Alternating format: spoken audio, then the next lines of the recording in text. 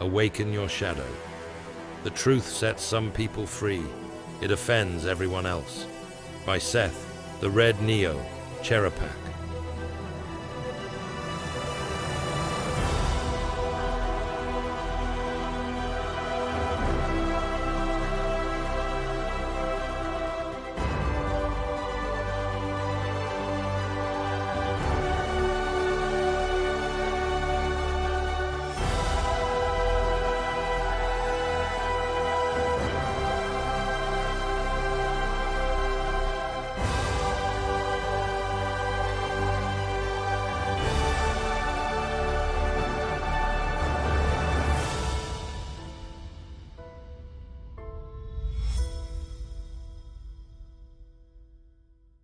Chapter 10, Part 3.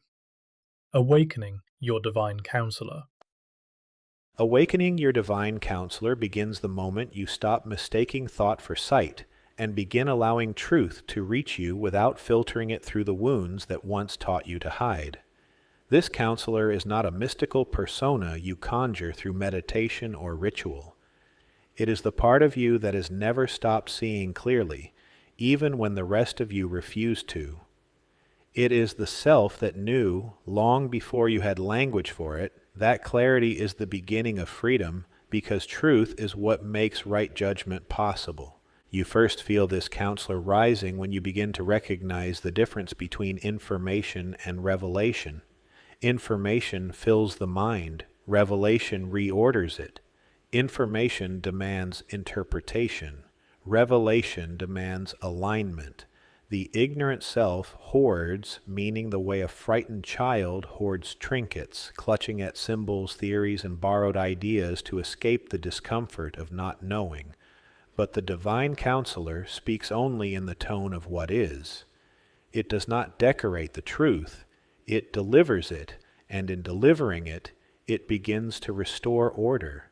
This awakening often begins in the body, not the intellect. Your nervous system is the first to register the difference between a belief that is flattering you and a truth that is freeing you. You notice it when a long-held narrative suddenly feels heavy in your chest.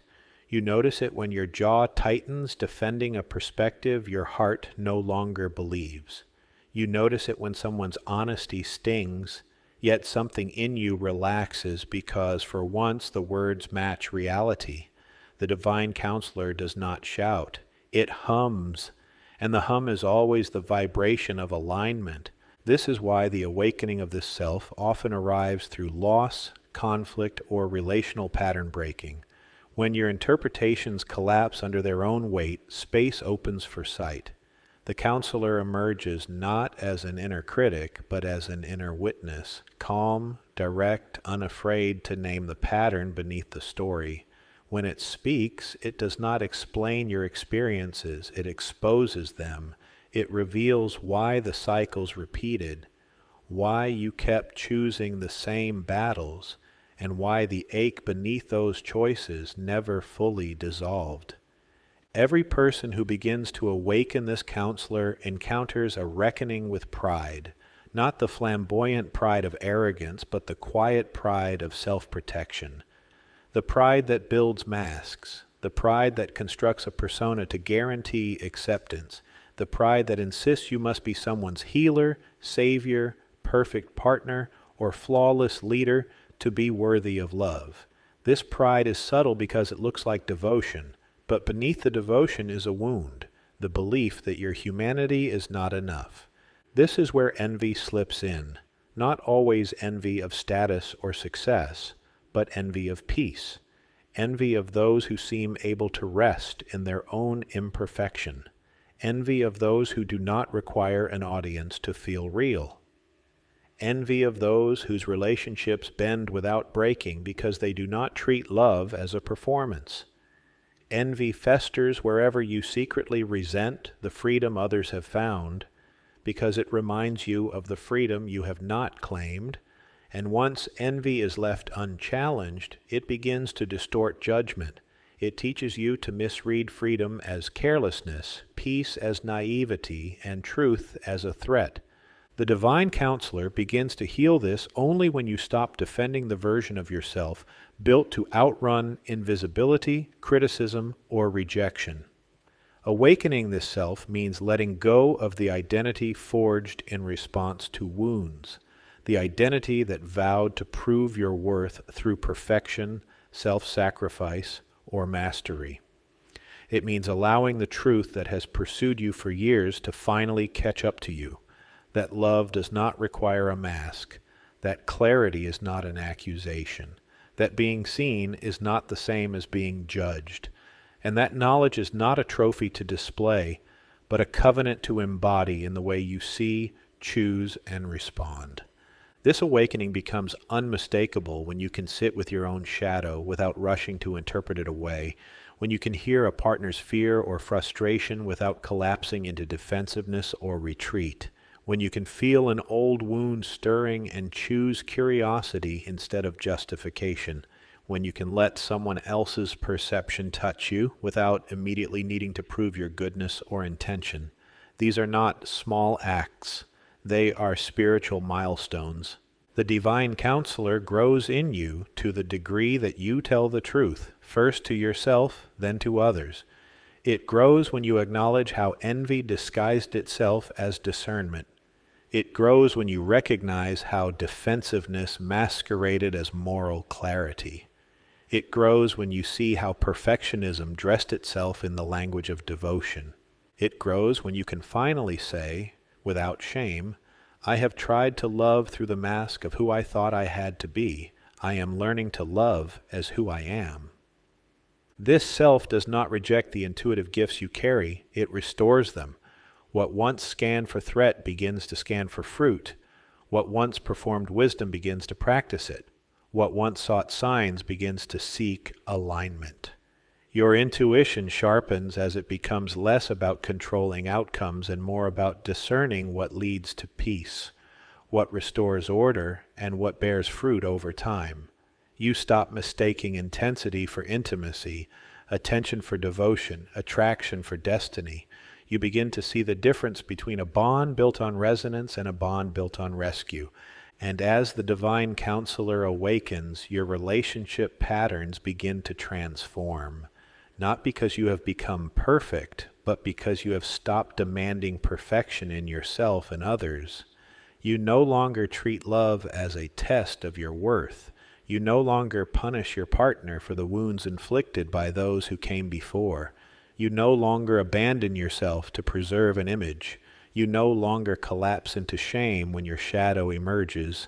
Instead, you begin to offer what you once withheld, the truth of your fear, the honesty of your longing, the clarity of your boundaries, the tenderness of your grief. You begin to see your partner not as someone to fix or someone who must fix you, but as someone to walk with, each of you carrying your own history, each of you surrendering the masks that once kept you alive, but now keep you apart. This is the quiet power of the divine counselor. It makes love possible where it once felt impossible. It turns conflict into revelation. It turns triggers into teachers. It turns the old vows into compost for something truer. It frees you from the story that you must earn belonging, perform righteousness, or save anyone from the wounds they must surrender to God. The counselor within you does not ask you to become a flawless version of yourself. It asks you to become an honest one. It asks you to listen to the truths you have always sensed but never trusted. It asks you to let clarity lead you where fear once dictated your choices. It asks you to perceive without defending, to act without performing, to love without disguising. When this self finally stands in you, you no longer seek knowledge to protect your ego. You seek it to align with reality. You no longer chase meaning to feel significant. You seek function to feel sane. You no longer demand that life confirm your narratives. You let life reveal your patterns. And as those patterns are revealed, you become capable of something deeper than private insight. You become capable of right judgment. And from that place, your divine right to knowledge becomes something simple and profound. The right to see clearly, the courage to act on what you see, and the humility to let truth change you. But knowledge is not the finish line, justice is. The counselor awakens so that truth does not merely inform you, but order you, so that what you see can become what you choose. What you choose can become what you embody, and what you embody can restore what distortion once ruled. This is the awakening of your divine counselor, the return of the self that can hold both your shadow and your light without flinching, without performing, and without turning away. This is the foundation of authentic influence, not merely the capacity to know, but the willingness to let knowledge become right judgment, faithful action, and trustworthy presence. We'll achieve this through our 7-step somatic axiology ritual that's supported by modern science and rooted in ancient wisdom. New subheader, Ritual of the Divine Counselor. Your divine counselor creates clarity and holy insight by aligning your mind, your attention, and your nervous system with the principle of mentalism. This principle expresses itself through how you host reality inside your head, the stories you believe about God, yourself, and other people, the voices you allow on your inner council, the images and ideas you let circle in your imagination until they become assumptions. When life feels confusing or loud, your divine counselor doesn't binge more input, argue harder, or tighten its grip on certainty. It returns to the plane of first cause, belief, focus, and inner dialogue, and restores order there first. When life feels flat or numb, it doesn't chase new downloads or more dramatic ideas. It calls you back to the present moment, the only place where true knowing can actually be received. This is how your divine counselor restores your right to knowledge, not by stuffing your mind with more information, and not by shrinking it down to a handful of slogans, but by reclaiming authority over what gets the privilege of shaping your perception. This is how you stay curious, grounded, and discerning while others bounce between conspiracy and denial, between information gluttony and proud anti-intellectualism. Most people live in direct polarity to this divine law. When they feel insecure or behind, they gorge on content, podcasts, courses, comment threads, sermons, prophecies, hot takes, mistaking the stimulation of learning for the substance of wisdom.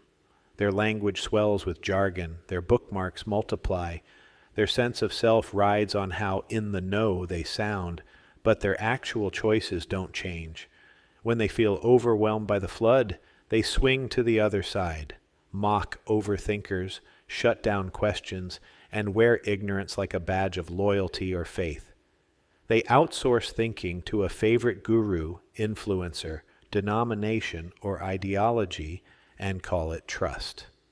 This pattern, ignorance dressed up as curiosity on one side and ignorance dressed up as certainty on the other, quietly chains people to lives of confusion, comparison, and spiritual stagnation.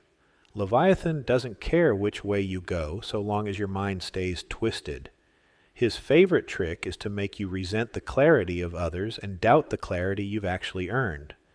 At this level, the shadow sin of envy stops being about money or status and becomes envy of perception itself. You start envying how other people seem to just know.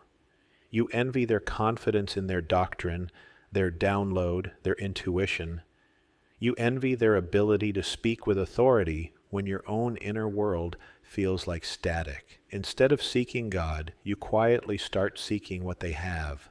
The contract of knowledge is fractured not only when you avoid truth, but also when you try to possess it as a badge instead of steward it as a gift. We call these patterns by different names: staying informed, deconstructing, being a seeker, having simple faith, following the experts, but they are all expressions of the ignorant self. One compels you to collect insights you never embody. The other compels you to defend conclusions you never truly examined. Both violate the principle of mentalism by treating the mind as either a trash can for random input or a locked vault for inherited dogma, instead of as a throne where God and your own spirit can actually converse. This cycle only ends when you refuse the Matrix's script that says your attention belongs to the algorithm, your beliefs belong to your tribe, and your interpretation of reality belongs to whoever shouts the loudest. Your divine counselor does this not by winning arguments, but by reclaiming stewardship over what you dwell on, aligning your inner world with divine law and the true order of cause and effect. Your thoughts are no longer allowed to run feral. They must answer to the one who sees the end from the beginning. This is not a burst of motivation or a clever mindset hack. It is the natural result of practicing a ritual that involves 7 sacred steps: fasting, fixation, breathwork, prayer, vision craft, sound healing, integration. You already know these steps. Here, the divine counselor applies them specifically to the realm of mind and knowledge, turning the principle of mentalism from an idea into a lived authority. Each step becomes less about doing a technique and more about cleaning the lens through which you read reality. Fasting, at this level, is less about food and more about information hygiene. You release your addiction to constant input, doom scrolling, outrage cycles, prophetic gossip, educational rabbit holes. You notice the way your envy spikes when someone else posts a new insight or launches a new teaching. You notice how quickly you reach for your phone when anxiety rises. Fasting is how you begin starving Leviathan. You stop feeding the mental currents that twist your perception before you even notice it happening. Fixation here is not obsession with an idea, it is loyalty to a source. You fix your awareness on God's presence at the center of your consciousness, instead of fixating on every fearful what if or impressive what then. You become selective about what is allowed to sit on your inner council. Some voices lose their chair, the catastrophizing part, the cynic, the comparison drunk part that only feels safe when it has the most complex take in the room. Other voices gain volume, the still small one that says, ask again, the one that says, you don't know yet, and that's okay, the one that says, kindness first, brilliance second. Breathwork becomes the way you talk your body out of intellectual panic. You teach your nervous system that you can be in contact with uncertainty without rushing to fill the gap with somebody else's certainty. The breath becomes a quiet referendum on your mental life. Short, shallow, frantic breath almost always rides alongside frantic thought. Spirals of, what if I'm deceived? What if I'm wrong? What if they know something I don't? Long, grounded breath says, I can sit with this question. I can wait for clarity. I don't have to manufacture a take. Clarity rarely lands in a braced body. Prayer becomes the moment you admit that your mind is not neutral. You stop pretending that your thought life is just how you are, and you begin treating it as an altar where something is always being worshipped. You tell the truth about what that something has been, the need to be right, the fear of being ordinary, the envy of people who seem certain, the secret thrill of having hidden knowledge. You bring those covenants into the light and invite God to break them. You ask the Holy Spirit to supervise your inner commentary, not as a censor, but as a counselor who loves both truth and your humanity. Visioncraft shifts from fantasy to function. Instead of picturing yourself as the most insightful person in the room, you picture what your life actually looks like when your mind is clean. Fewer arguments, more questions, fewer hot takes, more slow discernment, fewer half-digested teachings, more simple obedience to the light you already have. You imagine the quality of your attention changing the quality of your days, studying fewer things more deeply, acting on one piece of wisdom before chasing 10 more. The counselor guides you to envision knowledge as service, how your particular way of seeing can relieve suffering, not just score points. Sound healing becomes less about chasing mystical experiences and more about retuning your cognitive/emotional baseline, Leviathan thrives in harsh frequencies, outrage, sarcasm, ironic detachment, the constant clang of bad news as entertainment. The Aeolian modes and minor keys that once dragged you into melancholy now become safe containers to feel the grief underneath your cynicism.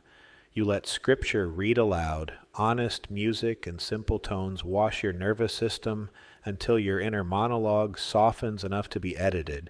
The counselor uses sound like a tuning fork, loosening the twist in your perception so truth can move freely again.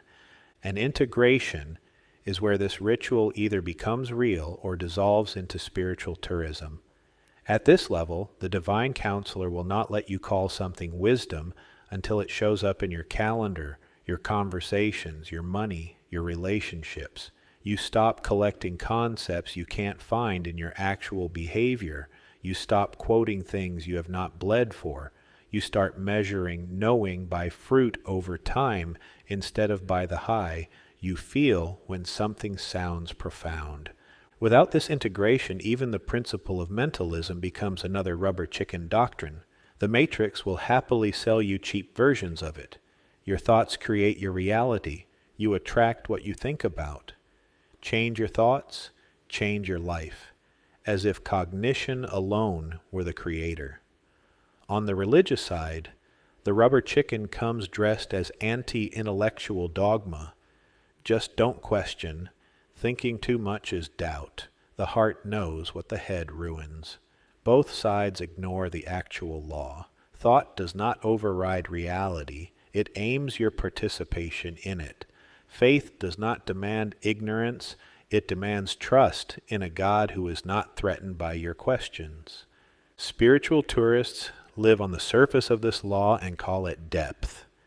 They binge teachings on consciousness and mindset, but never change the media they consume, the conversations they tolerate, or the environments they choose. They obsess over being high frequency or renewing their mind, but use that language to avoid engaging hard facts, uncomfortable feedback, or the limits of their current understanding. They swap one set of dogmas for another, leaving a fundamentalist church for a fundamentalist coaching culture, or a rigid theology for a rigid esoteric system, and call it awakening. They rail about sheeple who don't question the narrative while swallowing any narrative that flatters their sense of being more enlightened. They blame confusion on spiritual warfare or low vibration while continuing to gorge on chaos and gossip with every spare moment. They copy the language of mystics and scientists alike, but treat both as costume jewelry to be worn online, not tools to be used in repentance and practice.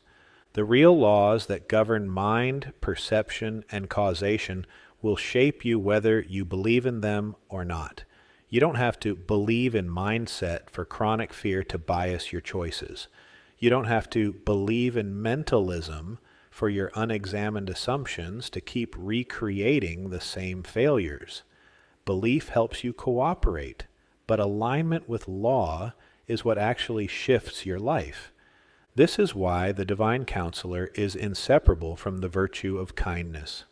Kindness at this self-level is not sentimentality, it is how you wield knowledge. Envy wants knowledge as leverage, so you can be above, ahead, or untouchable. Kindness wants knowledge as service, so you can help others see more clearly without shaming them for where they are. Envy weaponizes insight to compete. Kindness offers insight to liberate. Leviathan will tempt you to use your sharpened perception to slice people open. The counselor teaches you to use it to open cages instead. You begin to notice whether your discernment leaves people hopeful or hopeless, whether your intuition leads you into deeper prayer or just deeper suspicion, whether your research actually makes you more available to love or just more armed to argue. When mentalism is misused, language becomes spellcasting for the ego. You speak as if your interpretation is reality. You declare outcomes God never gave you authority to declare. You elevate your perspective to the level of prophecy, then call any disagreement attack. That is the counterfeit crown of the intuitive self, self-deification through knowing. The divine counselor will not let you keep it. It will break that crown, sometimes painfully, until you remember that awareness is witness, not God. As your mind comes back under divine law, you begin to think differently about thinking itself. You no longer worship your conclusions, but you no longer despise your intellect either. Questions become doors, not weapons. Curiosity becomes worship when it is directed toward God instead of toward your own status. You start to feel the difference somatically between thoughts that tighten and thoughts that open. Tightening thoughts make your jaw clench, your breath shallow, your shoulders creep up, usually the thoughts driven by envy, fear, or the need to be special. Opening thoughts let your chest expand, your breath drop lower, your gaze soften, usually the thoughts driven by kindness, repentance, or the desire to understand. This is somatic axiology at the level of mind, your nervous system telling you, in real time, what you are actually valuing with your attention. Formal axiology looks at how you structure value on paper. Somatic axiology looks at how your body reacts when that structure is challenged. The divine counselor learns to read both and adjust. In the end, the ritual of the divine counselor is how you claim your divine right to knowledge without letting knowledge claim you. You are no longer a tourist in your own mind, nor a tyrant demanding that everyone think as you do. You become a steward of perception, a keeper of clean windows. Your thoughts stop being a funhouse mirror and start becoming a pane of glass, clear enough that when God's light moves through, people don't mainly see you, they see Him. You were never asked to know everything. You were asked to be trustworthy with what you know. You were never asked to be the smartest, the most intuitive, or the most informed. You were asked to keep your inner counsel free of idols and envy so the spirit of truth can actually be heard. The divine counselor's ritual does not make you a genius. It makes you honest. And in a world drunk on twisted knowledge, an honest mind is already a miracle. Step 1. Fasting to starve out Leviathan. For the intuitive self, fasting is a 3-day fast from noise, a deliberate quieting of inputs so perception can become clean and interpretation honest. Leviathan fattens on confusion and comparison. He coils around the mind through infinite tabs, performative study, and the envy that asks, "Who knows more than me?" This 72-hour fast starves that creature. The aim is not ignorance, it is sovereignty over attention so that knowledge returns to its proper order. Observe, understand, then speak. Ancient practice used fasting to hear before teaching. Prophets withdrew to receive. Sages limited inputs so insight could ripen. In every tradition, silence preceded wisdom. Modern research mirrors the method. Short periods of sensory and novelty reduction recalibrate dopamine, steady cortisol, and free up working memory. Less chasing, more seeing. In practice, you stop grabbing information and begin allowing truth to appear. Your assignment is exact. 3 full days. Water and electrolytes as needed. Unsweetened tea or black coffee only if necessary. Keep it minimal. No media grazing, no podcasts, no lectures, no tutorials, no quick explainer videos, no doom scrolling, trend watching, or headline sampling, no quote collecting, note hoarding, or building new systems to organize knowledge you haven't integrated, no compare and despair, peeking at peers' outputs, credentials, or follower counts. Equally, no collapse into empty distraction. You will do what must be done for life and work and nothing more.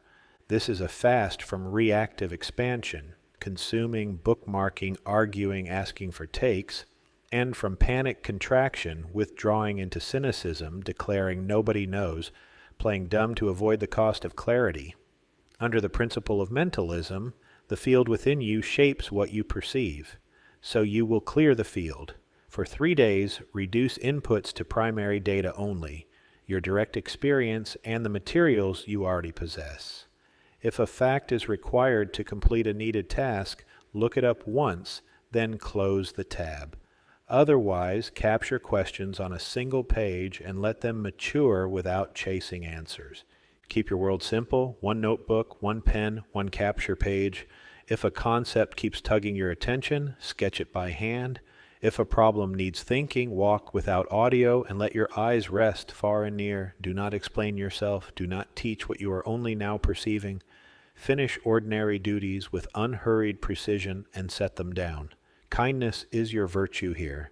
Treat your mind like a guest who needs space, not interrogation. Leviathan twists knowledge through envy, wanting the certainty, acclaim, or speed you imagine others have. When the urge to check what they think rises, notice what you fear: being behind, being wrong, being unseen.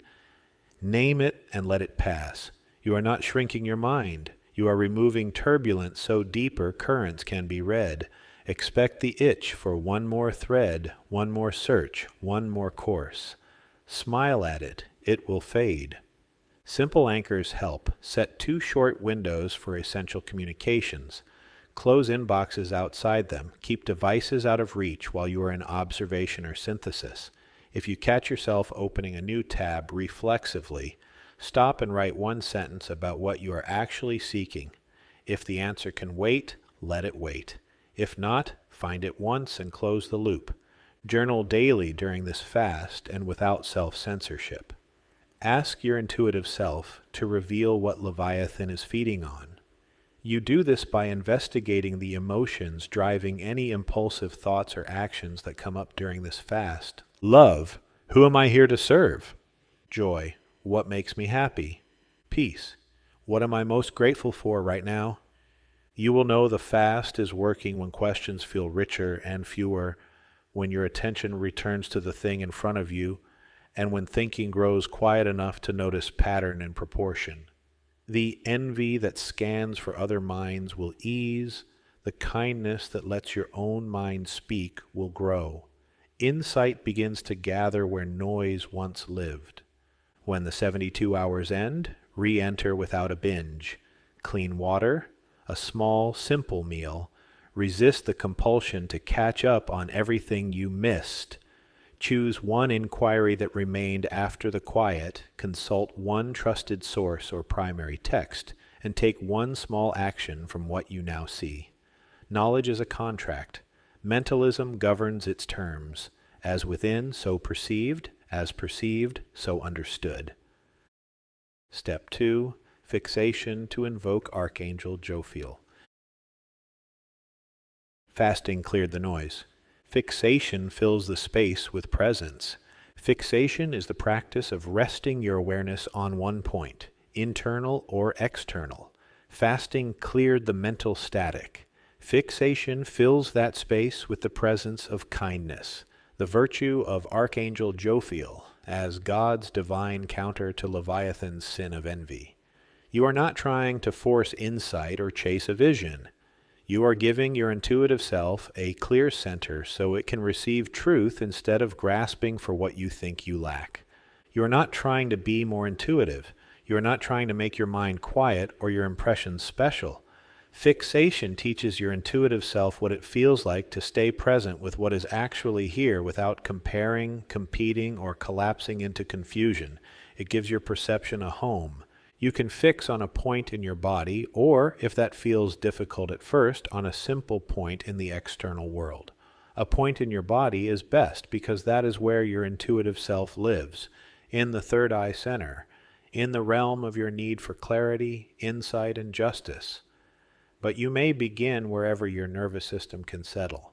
As you do this, imagine your divine counselor beside you, and Archangel Jophiel, steward of kindness and governor of your intuitive self, guarding the space you choose.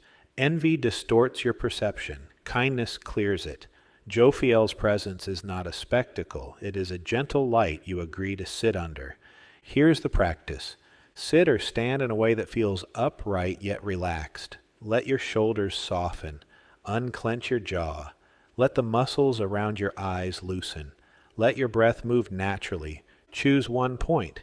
If you choose a point in your body, it might be the space between your eyebrows, a point in the center of your head behind your forehead, The feeling of your hand resting lightly across your brow.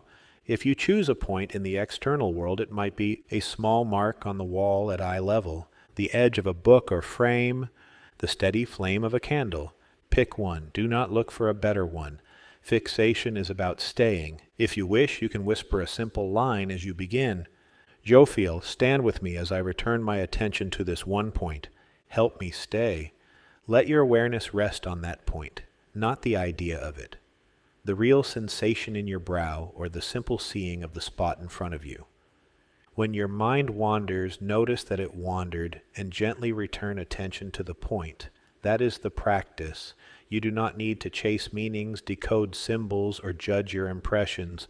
Every return is an act of kindness. Every return is you choosing your intuitive self instead of slipping into the old reflex of second-guessing, comparing, or feeding confusion.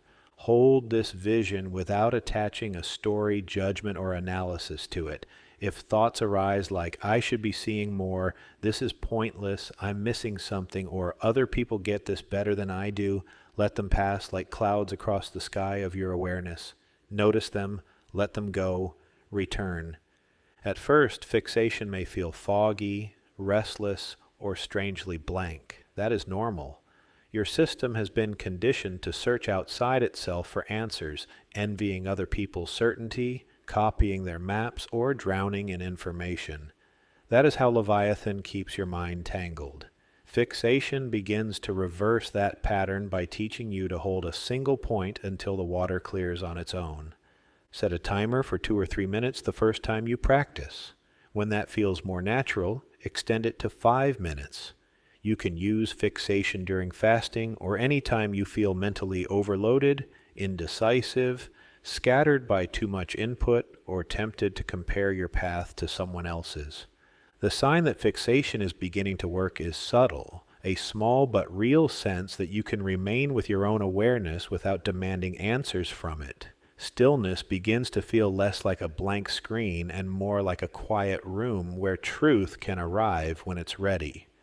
As this begins to settle into your body, you reclaim your right to knowledge. Your intuitive self prepares to align with the principle of mentalism, so your thoughts, images, and insights can arise from clarity and kindness instead of from envy, fear, or confusion. Step 3. Breathwork to awaken your intuitive self. Fasting cleared the noise. Fixation filled the space with presence. Breathwork reconnects your mind and body. You are not trying to force insight or chase a revelation. You are teaching your nervous system a new tempo, quiet, clear, and kind. This is how your intuitive self becomes the pace setter instead of being hijacked by envy or the old patterns of ignorance and confusion. Start by taking a moment to notice the point you used in fixation. You do not have to stare at it or think about it. Just let yourself remember, I have a place to stand. Then let your attention include your breath. You will use 2 simple breathwork patterns here. 1, circle breath, feminine releasing, calms and clears the mind and looks like this. Inhale through your nose for 5 seconds or 5 counts. Exhale through your nose for 5 seconds or 5 counts. Do not hold your breath at the top or bottom. Let it flow in a circle. Stay with this circular breathing for 5 to 10 minutes. Let your belly and chest rise and fall together. Let the breath move up through your ribs and into the area behind your forehead, as if you were breathing gentle space into your mind. If your thoughts wander, notice that they wandered and gently return to the feeling of air moving in and out. You do not need to synchronize this with any special thought or image. The breath itself is the practice. Each even inhale softens the grip of mental tension. Each even exhale releases a little of the comparison and noise that feed envy.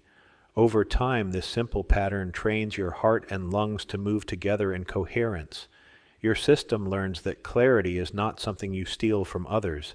It is a state you can return to. 2. Chalice breath, feminine activation, opens receptive, focused awareness, and looks like this. Inhale through your nose for 4 seconds or 4 counts. Exhale through your nose for 4 seconds or 4 counts. Hold your breath at the bottom of the exhale for 4 seconds or 4 counts. Keep it smooth and fluid. Do not force the hold. If the post-exhale hold feels sharp or anxious, shorten it to 2 to 3 seconds or skip the hold and return to simple in and out breathing.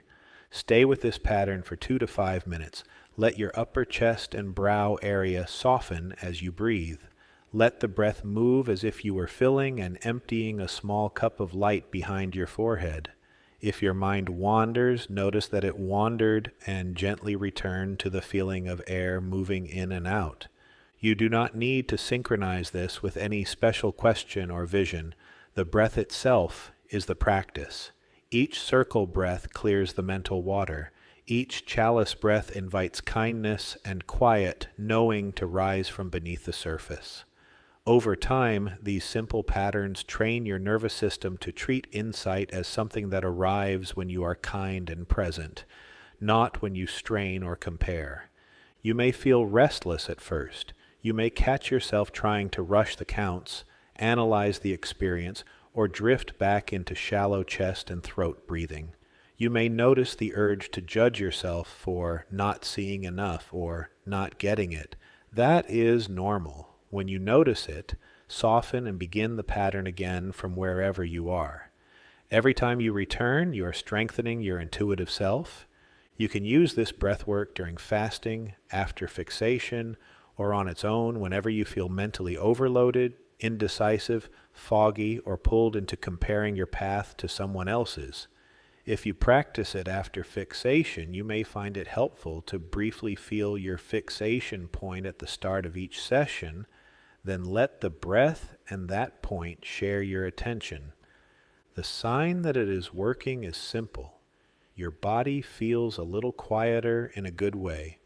Your thoughts move a little more slowly and in clearer lines, and questions feel less like emergencies and more like invitations that can wait for an answer. You are not trying to force visions or copy anyone's wisdom. You are teaching your body that it is safe to know what you know, and to let what you do not know arrive in its time. With each round of circle breath and each gentle chalice that follows, you are awakening your intuitive self and letting it set the rhythm by which you seek, receive, and embody knowledge. Step 4. Prayer to transfigure your intuitive self. Fasting cleared the noise and created space. Fixation filled that space with presence. Breathwork consciously connected your mind and body. This fourth step, prayer, retrieves and retrains the beliefs and identities associated with your need for justice. Knowledge, not information or certainty or psychic fireworks, but an embodied sense of true inner seeing, is the need that drives your intuitive self. Your ignorant self relies on strategies that either create a false sense of knowledge or meet the need at the expense of one of your other needs. Prayer reveals these old patterns clearly and replaces them with patterns rooted in quiet, mentalism, and clarity. You will achieve this through 2 rituals, one to retrieve the old patterns and another to retrain your new ones. The retrieval ritual is where you identify the exact knowledge metaphor your nervous system is running and put it into plain language so it can be seen instead of obeyed.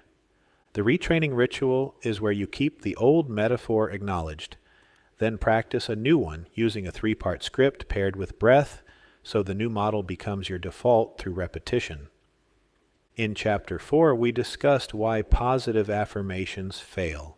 They try to paint a new statement over an old identity without ever acknowledging what your nervous system is actually defending. We don't just believe things about knowledge. We unconsciously live inside a cognitive metaphor for knowledge, and you can hear its downstream language in someone's speech. Some of the most disempowering metaphors for knowledge treat the mind as a maze, perception as a stage, thought as a coil, or interpretation as a flood. In one frame, the mind becomes a maze, so your body starts treating truth like something hidden behind endless turns, clues, and complexity. In another, perception becomes a stage, so insight gets tangled with image, comparison, and how you appear. In another, thought becomes a coil, so your mind tightens around itself and mistake feels safer than release. In another, interpretation becomes a flood, so too many meanings, symbols, or signals overwhelm clear sight. But knowledge is what meets the need for true inner seeing, not the other way around. The metaphor we are recommending is stronger because it is more anti-fragile. Compass gives you a directional world instead of a maze to escape. Guide gives you a repeatable mode of action instead of looping, performing, or drowning, and clear names a stable identity that does not require total certainty in order to trust what is true. For example, if someone's metaphor for mind is maze, the downstream language sounds like, I need to figure it out. There has to be one thing I'm missing. I can't move until I see the whole path, and their body produces the matching feelings, confusion, circling, delay. If someone's metaphor for perception is stage, the downstream language sounds like, I should already see this.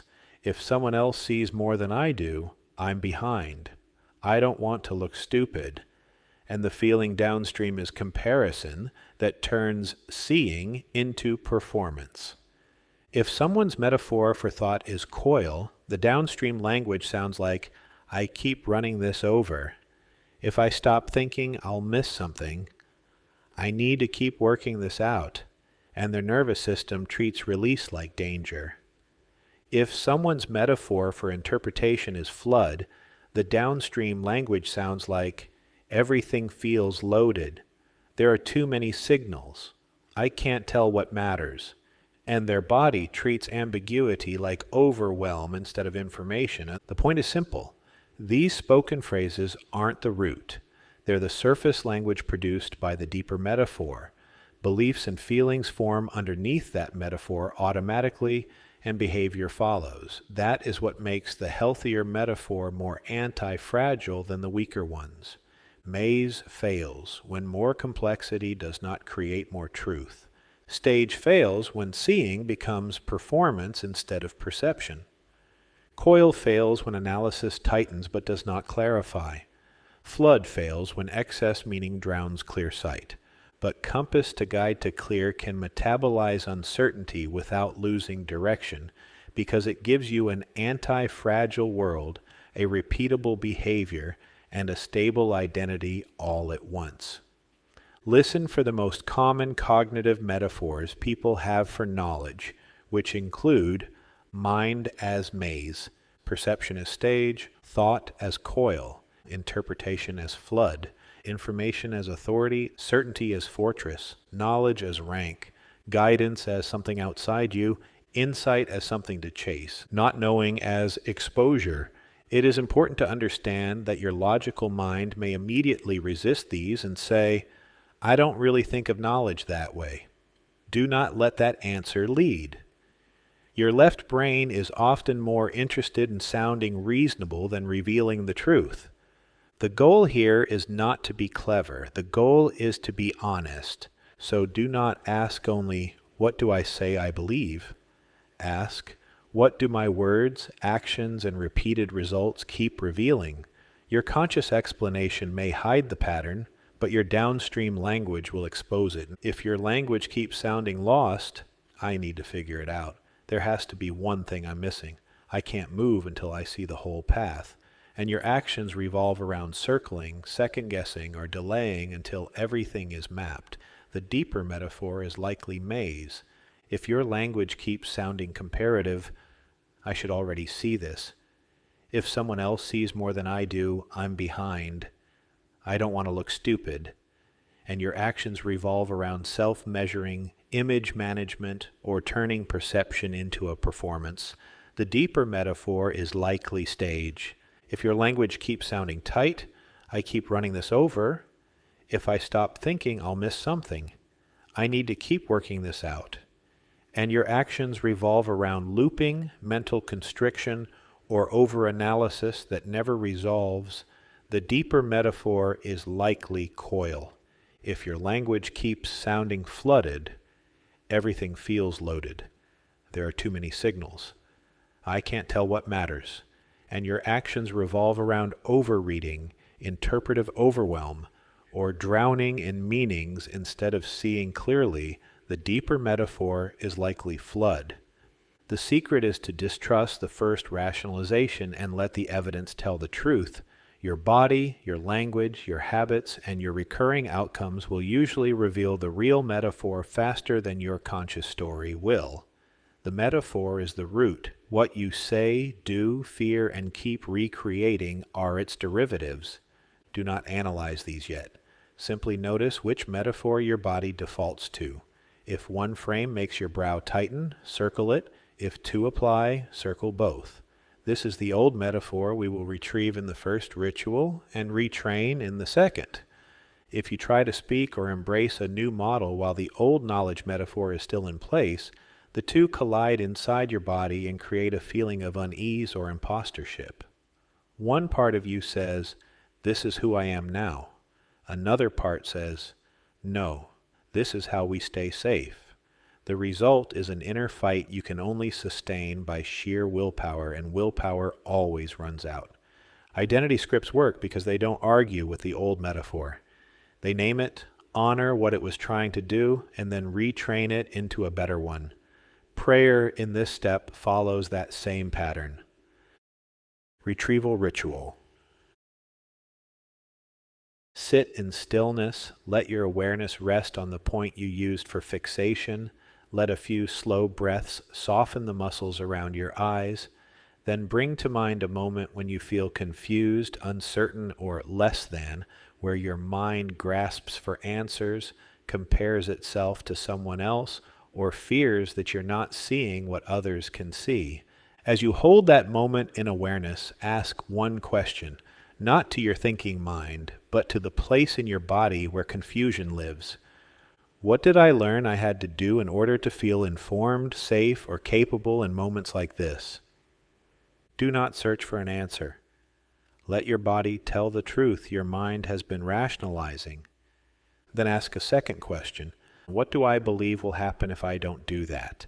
This is where the deeper script usually shows itself. Now ask one more and keep it simple. What metaphor for knowledge is my body living inside right now? Maze, stage, coil, flood, authority, fortress, rank, outside guidance, chasing insight, or exposure. Do not try to get it right. Name the one that feels true in your nervous system. The first answer often sounds diligent or mature. The second reveals the threat your nervous system still believes it is avoiding. Listen for short confessions. They may sound like, if I don't figure it out, I'll fall behind. If I don't keep learning, I'll be exposed. If I don't see everything, I'll be blindsided. If I don't know enough, I don't matter. If someone else knows more, I lose value. These are somatic memories, your nervous system's childhood logic. They are not your higher self speaking. They're survival scripts that once helped you get through moments when confusion felt dangerous, when knowledge felt scarce, or when someone made you feel small for not knowing. Speak the confessions aloud or write them down. Keep them simple. One sentence each. Do not edit, interpret, or argue with them. Then on a new line, write the metaphor plainly, for my body, knowledge is, followed by a clear and brief description of the old metaphor, that is, a maze, a stage, a coil, a flood, a fortress, etc. This is not philosophy. This is the operating metaphor your nervous system has been obeying. If your line sounds like getting lost, protecting yourself, or trying to stay ahead, I need more before I can move. I have to be sure. If someone knows more, I'm behind. Notice the pattern. Those are the beliefs and confessions produced by the deeper metaphor underneath. Your intuitive self is telling the truth about how it has been trying to stay safe. Then ask a third question. Where in my body does this metaphor for knowledge live? Place your attention there. Breathe gently. Let the old pattern surface. This is the excavation, bringing the hidden foundation of the ignorant self into awareness. As you do this, expect emotion to rise. Your old identity will fight for its life. It may show up as frustration about not knowing earlier, sadness about the years you spent doubting yourself, shame for comparing your gifts to someone else's, or anger at the people who dismissed or overshadowed you. Fear is not your enemy. Fear is simply the alarm. These four guard dog emotions are the gremlins in your nervous system, like an autoimmune response that attacks the body it is meant to protect. You do not have to silence fear. You only have to notice that they are defending a pattern that no longer serves your need for justice. Retraining ritual. Once the confession is seen, spoken, or written, the space must be filled, not with grand mystical claims, not with visionary declarations, but with a new knowledge pattern anchored in breath, truth, and identity. Here is the pivot.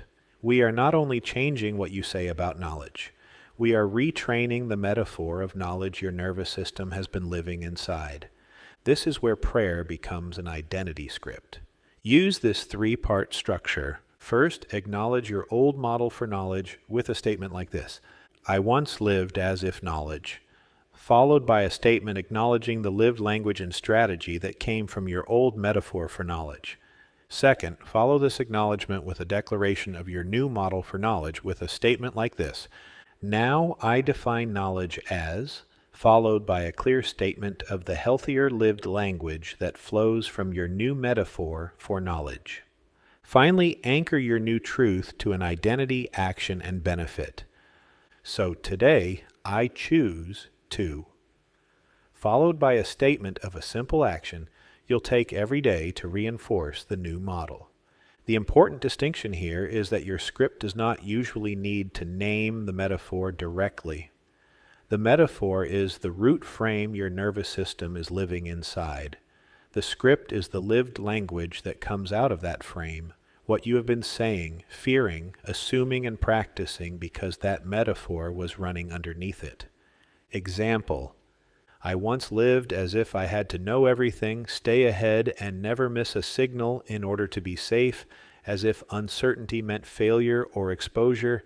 Now I define knowledge as listening with patience, discernment, and kindness, so clarity can guide me without comparison or grasping.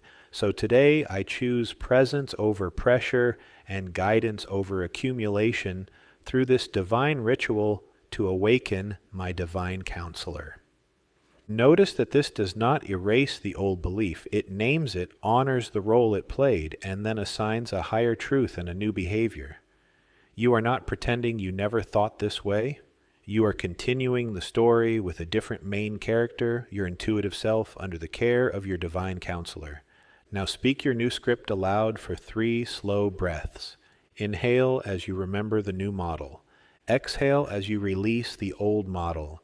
Let your breath carry the new script into your body. This is how you retrain your nervous system, not through effort, but through patterned presence.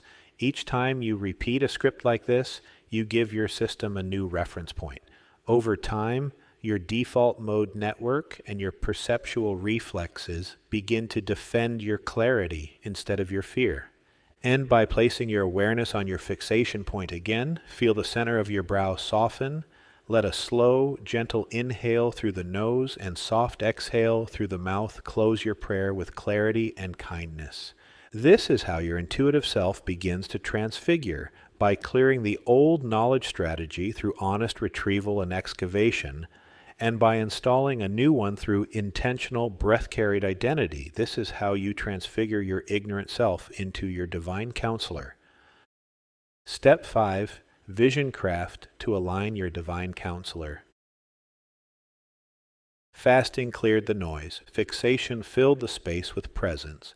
Breathwork reconnected your mind and body. Prayer retrieved and retrained the beliefs tied to your need for knowledge and justice.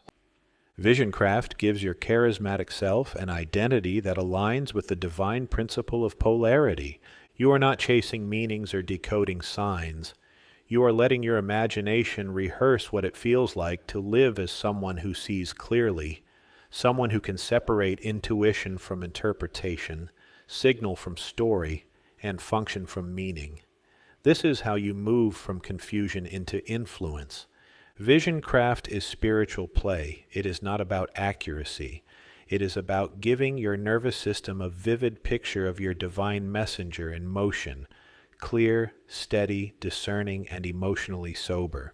The form doesn't matter. Herald, speaker, watchman, interpreter, diplomat, or a future you who speaks truth without distortion. The function does. Your divine messenger moves with temperance instead of gluttony. Begin as you have learned. Find a comfortable position. Feel your fixation point, the space at your throat, the rise of your breath, or your hand resting gently over your collarbone. Take a minute or two of circle breath until you feel more open and anchored. Now let the image of your divine messenger appear. It may arrive quietly at first, a posture, a voice tone, a soft glow around the throat, or it may appear fully formed, clothing, a setting where communication matters. A platform, table, or council room. Trust what comes. This is your charismatic self exploring the identity of your divine messenger. Once the figure appears, notice how they listen, how they speak, how they hold tension without collapsing into extremes. Let yourself sense, even slightly, what it is like to stand inside that clarity. Now align with the principle of polarity through two simple scenes. Scene 1. When you're the audience, clarify their filters. Imagine someone delivering information, spoken, written, emotional, or energetic. It could be a friend sharing a heated opinion, a leader giving instructions, a partner expressing frustration, a message, comment, or headline, or imagine a symbolic scene, a wind carrying different voices, papers blowing across a table, a messenger arriving from a distance, a river carrying debris and clean water together. Everything in the scene represents information coming toward you. Notice what your divine messenger does. They pause, they breathe, they separate the signal from the static. Then they quietly ask, is this their intention or my interpretation? Let the scene slow down so you can observe 3 possible distortions in the sender. Deletions, what they left out. Assumptions, what meaning or interpretation they added. Distortions, how they twisted or reframed the message. Your divine messenger notices without absorbing. They listen without swallowing the whole thing. Now feel them sense the need that may be shaping the sender's message. Security, fear driving the tone. Excitement, drama shaping the story. Validation, hurt shaping the delivery. Purpose, futility shaping their conclusions. You are not diagnosing them. You are simply seeing the function, not getting trapped in the meaning. Stay with the scene until you feel your messenger's clarity. I see what is being communicated, not just how it's being delivered. Where do you feel that steadiness? Scene 2. When you're the messenger, correct your filters. Now imagine a moment where your mind begins to add story, motive, or interpretation. It could be subtle, a tone you take personally, a pause you fill with assumption, a message you read into, a neutral expression you turn into a verdict. Or imagine a symbolic scene, ink spreading across clean water, a lens fogging from within, shadows stretching shapes on a wall. Everything in the scene represents information being filtered inside you. Notice what your divine messenger does. They breathe low, they stay open, and they ask the grounding question, what am I deleting, assuming, or distorting in my message? Let your messenger guide you through the 3 filters. Deletions. What am I leaving out because it threatens my story? Assumptions. What meaning am I adding that isn't actually there? Distortions. How am I twisting this to protect my ego or avoid discomfort? And then the deeper question, which need is driving this filter? Feel the need that rises. Security arrow fear, amplifying threat. Excitement to boredom, seeking stimulation or drama. Validation leads to shame or rejection, bending perception. Purpose to futility, stretching everything into crisis or cosmic significance. Your divine messenger won't shame you. They simply return you to function. What is this doing? What is the actual effect? not the meaning, not the story, not the fantasy or fear, the function. As the scene unfolds, feel your interpretation losing its grip. Feel the signal of your intuition becoming clear again. If resistance appears, overthinking, hyperanalysis, fear of being wrong, the old habit of seeking signs, or the urge to dramatize, do not fight it. Give it a simple shape if you like. A fog at the throat, static in the air, or a cluttered desk of loose papers. Acknowledge it. Then return to the messenger. Stay with these two scenes, information approaching and meaning forming, for 5 to 10 minutes. You are not creating one identity. You are learning a pattern. When I'm the audience, I clarify their filters. When I'm the messenger, I correct my own filters. Close your vision craft by letting the image of your divine messenger step into you and you into them. Imagine sharing a spine, a breath, a voice.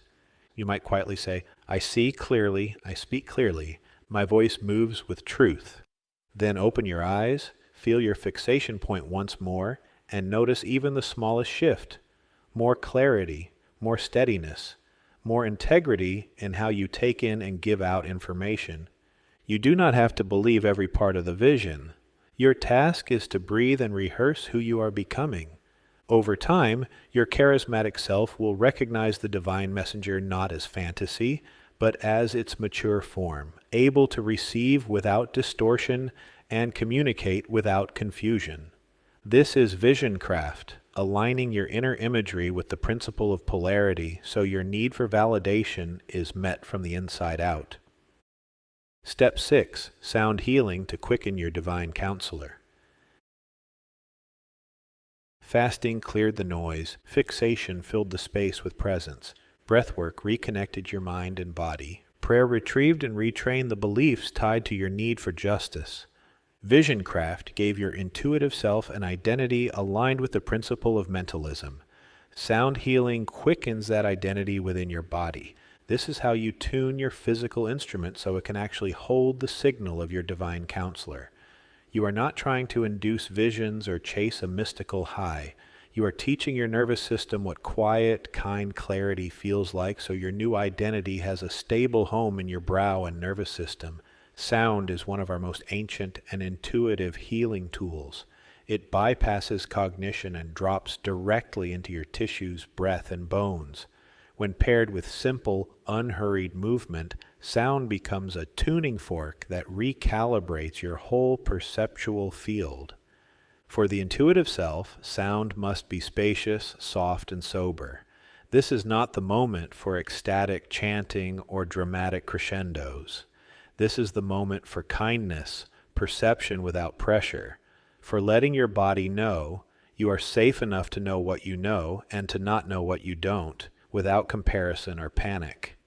Begin with mid to soft frequency toning. Choose a gentle vowel sound like OM or AUM, letting it resonate in your head rather than pushing it out of your throat. Sit or stand tall, relax your jaw and the muscles around your eyes, and inhale gently through your nose. On the exhale, sustain OM or AUM for 5 to 10 seconds. Feel the vibration spreading through your face, forehead, and the space behind your eyes. You are not trying to sound mystical. You are trying to sound honest and kind. Let the tone be soft, steady, and real. After several rounds of toning, shift into gentle humming with your lips closed. Let the resonance fill your mouth, nasal passages, and the bridge of your nose. As you hum, keep drawing your awareness back to the area between your brows, as if the sound were clearing dust from a window. Keep your breath slow and easy. This embodied vibration tells your nervous system you are safe to see. The combination of tone and hum signals that insight can arrive quietly, without strain or comparison. In simple terms, your body hears these sounds as a sign that it can relax its grip on needing more and soften into what is already true. To deepen the effect, pair your sound with slow, minimal movement. Think in terms of small, precise motions rather than big or theatrical ones. Examples: gaze sweeps. With your head facing forward, slowly let your eyes trace a horizontal line from left to right and back, humming softly as you move, as if you were combing the visual field with sound. Head bows. On the inhale, let your head float gently upright. On the exhale and hum, let your chin bow slightly toward your chest, as if acknowledging what is already known. Temple circles. With your fingertips resting lightly at your temples, trace tiny circles as you tone or hum, feeling the muscles soften and the mental grip loosen. These patterns wake up the muscles and fascia around your brow, eyes, and scalp. They send signals through your nervous system that say, we can look, we can notice, and we are still safe. You are not just giving your body an idea of clear perception. You are giving it a felt experience of seeing without envy or urgency. If you're musically inclined, the intuitive self resonates beautifully with the Aeolian mode. This tonal structure is reflective, honest, and a little bittersweet. Deep without collapsing, serious without despair. It carries the emotional color of mature knowing, sober, human, and awake. Here are some examples of songs in the Aeolian mode: House of the Rising Sun, The Animals, All Along the Watchtower, Bob Dylan / Jimi Hendrix, Stairway to Heaven, Led Zeppelin, Nothing Else Matters, Metallica, Boulevard of Broken Dreams, Green Day, The Sound of Silence, Simon and Garfunkel, Smells Like Teen Spirit, Nirvana, Rolling in the Deep, Adele, Losing My Religion, R.E.M. Zombie, The Cranberries. Create a playlist of these songs and others in the Aeolian mode. Listen to these when you need to restore a sense of grounded, honest insight. You might also play one or two tracks quietly while you tone Om or AUM. Hum along to a simple melody after your identity script and vision craft. Put a single song on repeat while you practice gaze sweeps, head bows, or temple circles.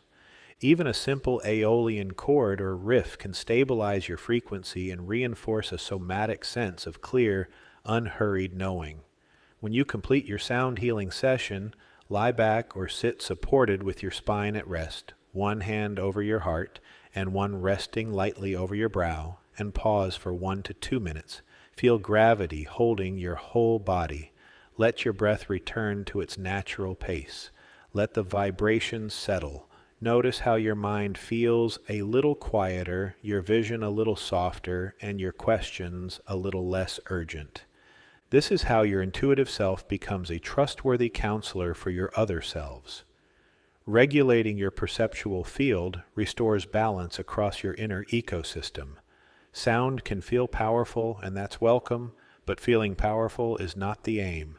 The goal is to bring the intuitive self and divine counselor online in the context of real experience. Many seekers confuse stimulation with wisdom. Constant inputs without integration are just another form of ignorance. The intuitive self doesn't chase more information. It holds tone.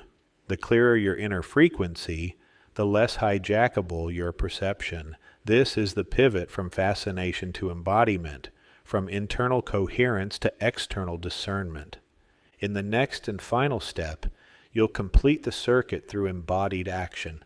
For now, let sound do what it has always done for the human soul. Remind your body that it is safe to see, and give your divine counselor a rhythm of quiet clarity it can live in. Step 7. Integration to honor your contract with knowledge. Fasting cleared the noise. Fixation filled the space with presence. Breathwork reconnected your mind and body. Prayer retrieved and retrained the beliefs tied to your need for justice. Vision craft gave your intuitive self an identity aligned with the principle of mentalism.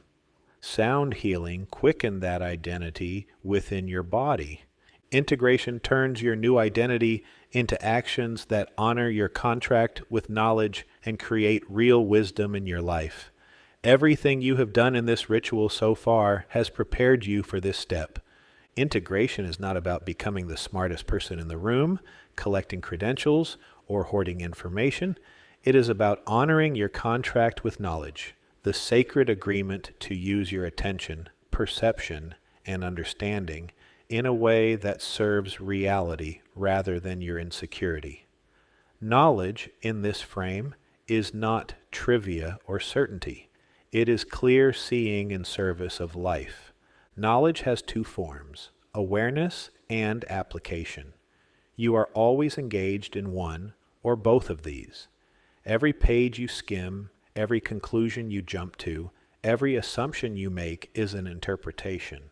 Before this ritual, your ignorant self tried to meet your need for justice through comparison, envy, and excess, scrolling instead of studying, chasing other people's answers, performing certainty, or envying the minds you admired. Leviathan feeds there, coiling around every gap between what you know and what you think you should know. Those actions were not failures, they were survival. They were your nervous system's best attempt to feel capable in a world that punished not knowing. But your intuitive self does not study to survive. It learns to understand and to serve.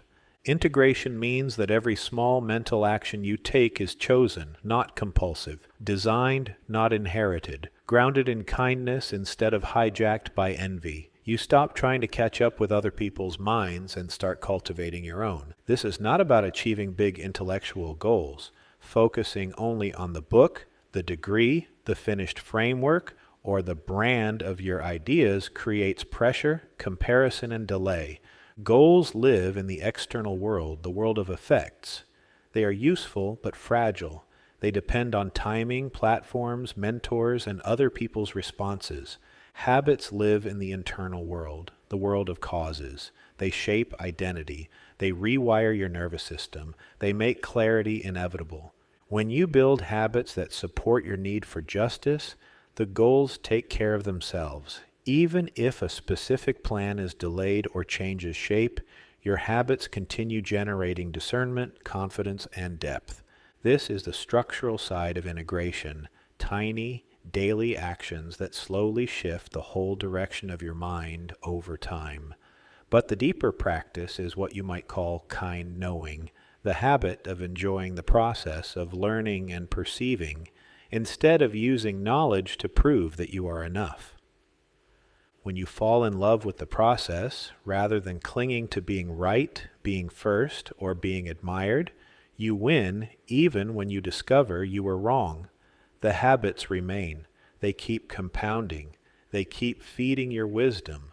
Over time, this makes meaningful understanding practically inevitable, even if it arrives by a different path than you expected. Your actions must be small enough to do every day, precise enough to sharpen perception, embodied enough to become habits. Think in 5 domains when defining your actions. Study. One small act of deliberate learning. Read a single page and rewrite one sentence in your own words. Revisit one passage and underline what actually moves you instead of what sounds impressive. Perception. One act of clear seeing.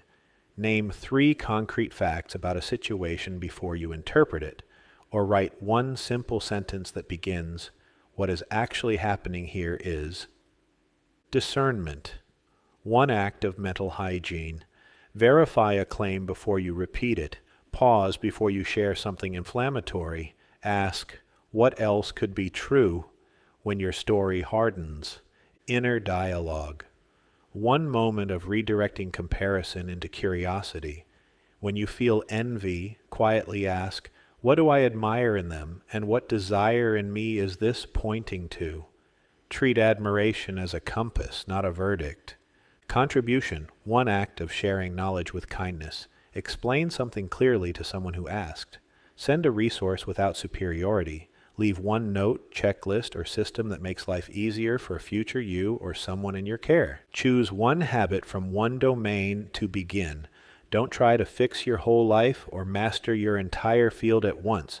Just pick one and keep your rhythm.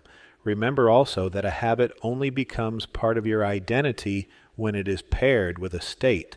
Before each habit, give your nervous system a familiar signal. Find your fixation point in the third eye region. the space between your brows, the gentle sense of depth behind your forehead, or your hand resting there lightly. Take 3 rounds of circle breath, in through the nose for 5 counts, out through the nose for 5 counts, at a pace that feels natural. Recall your vision of your divine counselor, even if only for a second, their gaze, their calm, the way they sit with reality without flinching and without cruelty. Then do your small action. When you are finished, take 3 slow chalice breaths. In for 4, out for 4, soft hold for 4 at the bottom of the exhale. This sequence says to your nervous system, this action belongs to my intuitive self. This action creates knowledge. This action honors my contract with knowledge. As your new habits take root, your old identity will push back, not because you are doing something wrong, but because you are doing something new. Resistance appears in 4 familiar emotions. Shame. I should already know this. Guilt. Who am I to understand or see this clearly? Grief. Mourning the time you spent confused, checked out, or following others' maps. Resentment. Toward yourself or others for seeming further ahead or for the ways your curiosity was dismissed. Underneath them all, Leviathan stirs envy. They are mine, not mine. Their clarity, not mine. These emotions create a false alarm that summons fear like an autoimmune response attacking the healthy cells of your awareness. You are not forming these habits to kill your questions or flatten your desire to learn. You are doing this to stop the unnecessary alarms around not knowing yet. When these emotions arise, do not override them and do not obey them. Acknowledge them. If the charge feels strong, take 3 to 5 gentle rounds of circle breath, in through the nose for 5 counts, out through the nose for 5 counts, imagining the static draining down your spine and out through your feet. Then return to your small action or choose a simpler, kinder one. Each time you do, you cast a vote for the intuitive self who can stay with a question without collapsing into envy or pretending to be certain. If an old identity script surfaces, like, if I don't know everything, I'll be exposed. If someone understands more, I'm behind. Or, if I admit I'm confused, I'll lose respect. Treat that as a gift. Capture it later in your journal and walk it through your retraining ritual. I once believed, now I know, so today, I choose. In this way, your daily actions continue to reveal and rescript the deeper patterns that once drove your ignorance and envy. Your mind stops being a place you distrust and becomes a place revelation can land. Use 1 or 2 of these questions each day. Did this habit make my life feel more or less clear today? Did I act from comparison or from curiosity? Where did my thinking hold steady? Where did it wobble? What emotion tried to pull me back into my old script today? What tiny choice supported my identity as the divine counselor? These reflections turn experience into wisdom. They will expose your outdated knowledge scripts so you can replace them with new beliefs, identities, actions, habits, and results. Over time, your internal clarity will begin to manifest in your external world as better decisions, cleaner communication, and a quiet confidence in the way you see. This is the ritual of somatic axiology applied to perception, valuing your mind as a sacred instrument instead of a problem to fix or a measure to compare. This is spiritual transfiguration at the level of thought. This is how your divine counselor comes fully online, quiet in certainty, kind in judgment, clear in the face of confusion, a steady mind through which true knowledge and justice can move. End of Chapter 10 of Awaken Your Shadow by Seth Cherepak.